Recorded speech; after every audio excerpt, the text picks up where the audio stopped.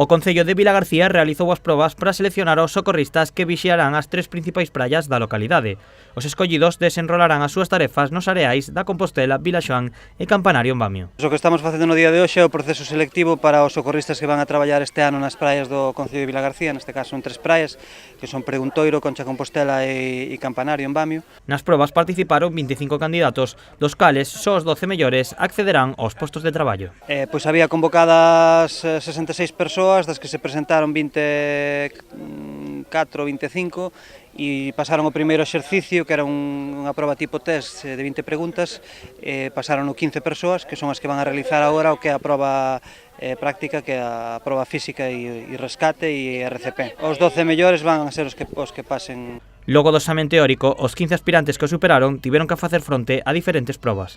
E agora xa pasamos o que é unha proba física, que tamén inclui unha parte de práctica de RCP, que consiste nunha proba na que teñen que facer 100 metros de carreira pola area, facer unha entrada á auga cara unha víctima que se está pedindo auxilio, e logo facer unha técnica de remolque da víctima ata a area e depois deixala con seguridade na beira da auga, non?